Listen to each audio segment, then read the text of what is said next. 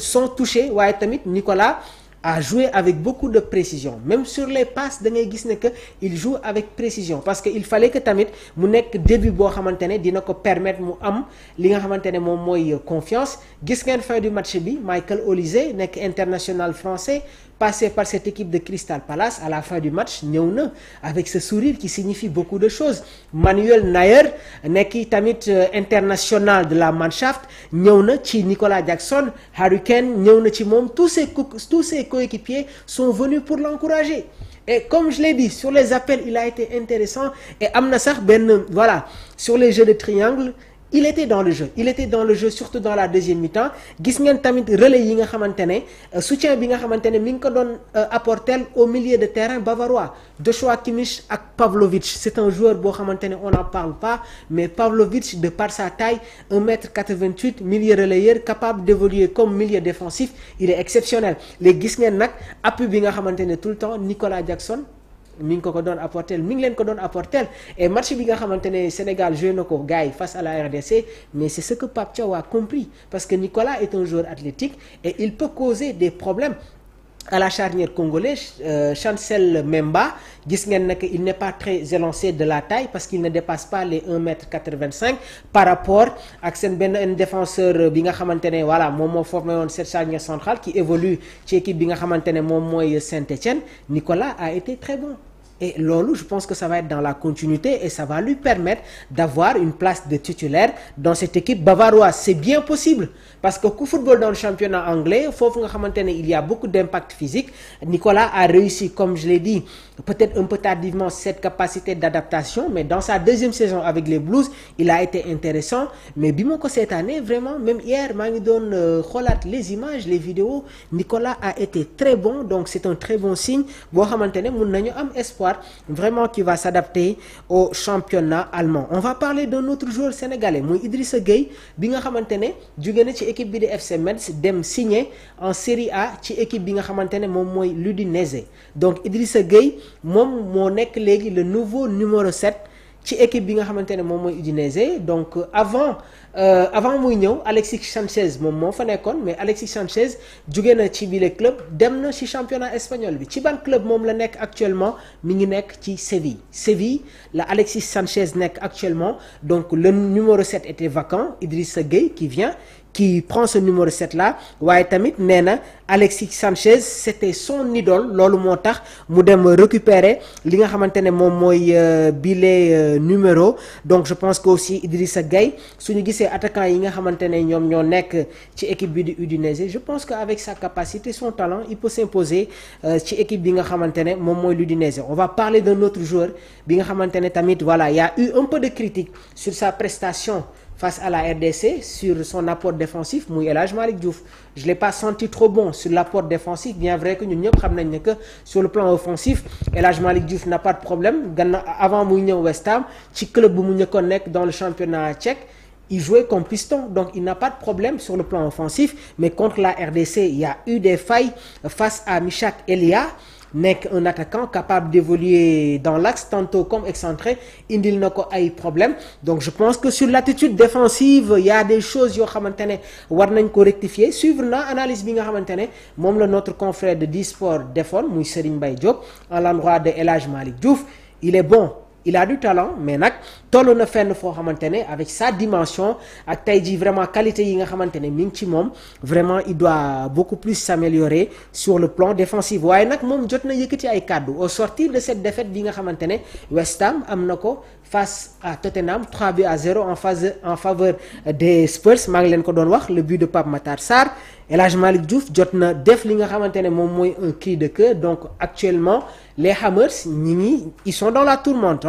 donc West Ham tente de garder la tête haute avec lui El Hadj Malick Diouf une révélation au London Stadium depuis son arrivée cet été au Slavia Prague donc El Hadj Malick Diouf mi ngi lancé un appel à la solidarité dans un moment où tout vacille et pourtant avant mu ñuy jouer contre West Ham avant ñu jouer contre Tottenham West Ham joué woon na ak équipe bi di Nottingham Forest match boobu noonu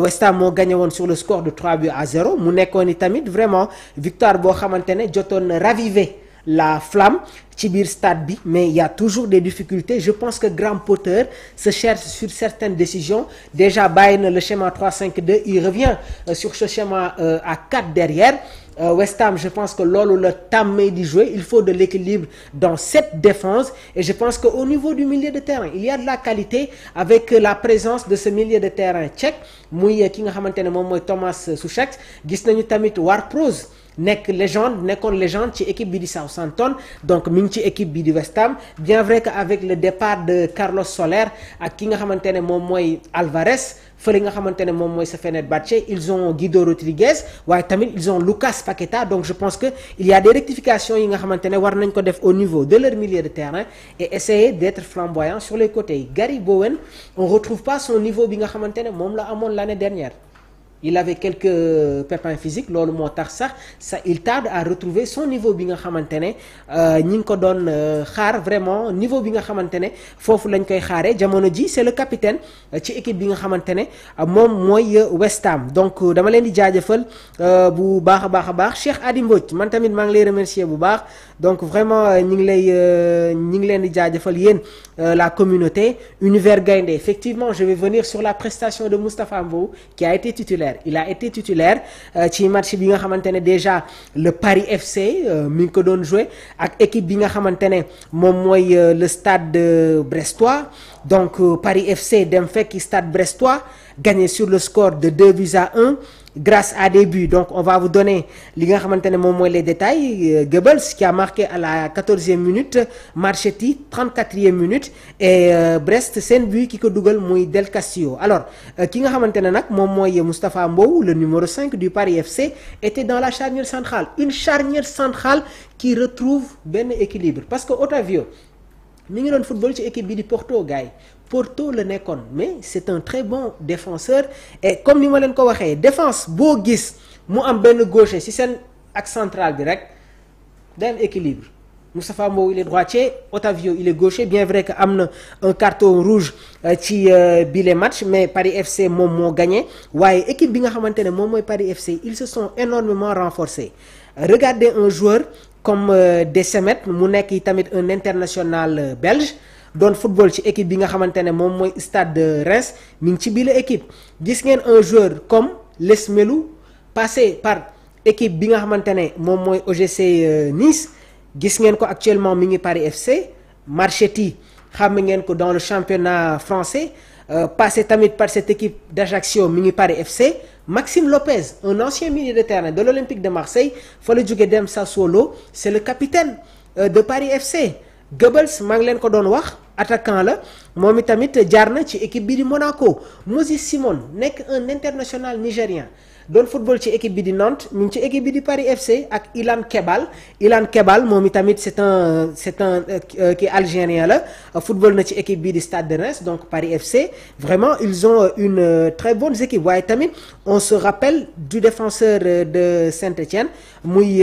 Kolodjziak, moom itamit mi ngi ci biir équipe ak Kevin Trapp, l'ancien capitaine de Francfort. Il vient rejoindre équipe bi di Paris FC ak Crasso nekk un international ivoirien, c'est le numéro 11 de Paris FC. Donc équipe boo xamante ne ñëw na en Ligue 1 française, donc dinañ leen toppal bu baax a baax li nga xamante ne nag moom mooy les prestations. On va pas s'arrêter là, on va vous donner tamit